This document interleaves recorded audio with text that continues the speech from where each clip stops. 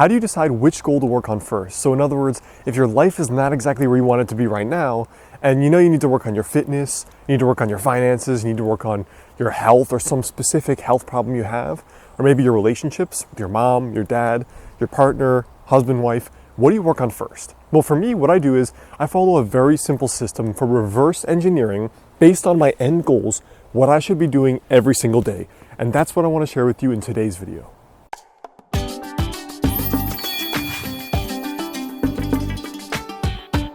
What's up guys, Alex Hine here, author of Master the Day. And the way I actually choose what my day-to-day goals are is pretty simple. I choose it based on the endpoints that I've listed on that goal sheet. So you've seen my goal sheet at some point before. I whipped it out of my phone. I showed you exactly how all that worked. But really what I do is I pick a maximum of 3 goals for each year. So the reason I only pick 3 goals is because the more goals you pick, the chances are the less likely you are to actually get there. And so what I pick, for example, is this year I have a business goal for me, a business growth goal. I have a health and a fitness goal. And then I also have a personal goal, which is I just moved to the West Coast. And so the other goal is to make new friends. Sounds crazy, but that's one of my 3 primary goals for the whole year until next summer. Now, the way I actually choose what the daily habit is based on the endpoint of those goals. So let's be very tactical. I'll tell you exactly what I'm personally working on and how I reverse engineer each day to know I get there. So the first goal is a growth goal for my audience, right? The audience, helping people, building my business, and so on and so forth.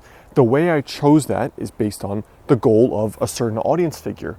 Now, what I do is the $1 million question from whatever the endpoint of a goal is what are the daily things I have to do to actually get to the goal, right? It's a matter of what is the thing I have to do today to eventually get there.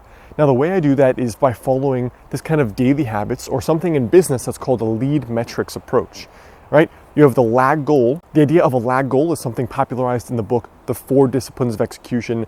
It's your end goal, right? Like to lose 30 pounds. But the lead metric is the thing you do daily to guarantee you'll get there, AKA tracking food or tracking calories. So for me, my lead metric, my daily thing I can control is the number and quality of pieces of content I produce for you. So the first goal there, the daily habit, is the number and the quality of the pieces of content I produce.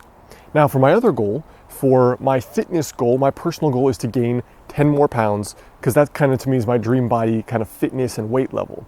So I know the end goal, the end point, the lag goal, according to this 4DX philosophy, is 180 pounds, for example. So what do I have to do daily to get there?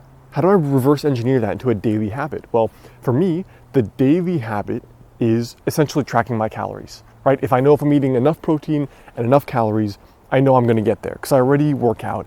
But the most important thing, the most important question is, what is the thing guaranteed you can do today or every day that will get you there? So for example, working out does not guarantee that I'm gonna get there, because working out doesn't guaranteed cause me to gain weight. I have to track my eating to make sure I'm eating enough, because that's a flaw of mine. That's one of my bad habits when it comes to reaching my fitness goals. The third thing for me, I mentioned, one of my habits this year is to make a ton of new friends, because I just moved to the West Coast. I don't know a single person. So how I'm gonna do that is bring it back to the daily habit. What could be one daily habit I do that guarantees that, in a couple months or in 6 months, I'll have a huge friend group?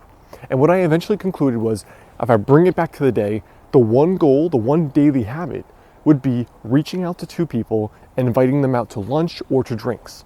So you see what I'm saying? This kind of philosophy of, number 1, that's how I choose my goals. I choose a max of 3. Number 2, that's how I choose what I do daily to get to the goal. You reverse engineer what is the daily habit that you could do that would eventually get you there. So if you're trying to figure out what goals or what habits to work on, that's how I would actually approach it. And if you're also unsure, based on this goal, this huge goal out there, if you're unsure what to bring it back to today to work on, that's how you might want to think about it. What is the little thing I have to do daily that probably guarantees that I'm going to get there? All right, now before you go, I want you to leave a comment below. Let me know one of your main goals for this year.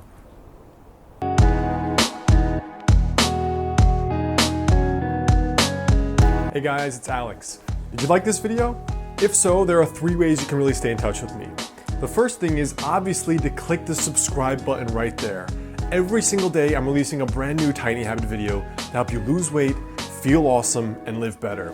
Second thing is you can check out my book, Master the Day. Brand new, just came out. It's been topping the Amazon bestseller list and it's been getting great feedback. It's all about the tiny success habits to help you lose your next 20 or 30 pounds and get to kind of that next level, both in your health, but also in your life. And the third thing is come visit me over on my website, modernhealthmonk.com. Punch in your email there and I'll give you a free guide on the exact 5 daily habits to help you lose your next 20 or 30 pounds. So go do those 3 things now, and I look forward to catching you in the next video.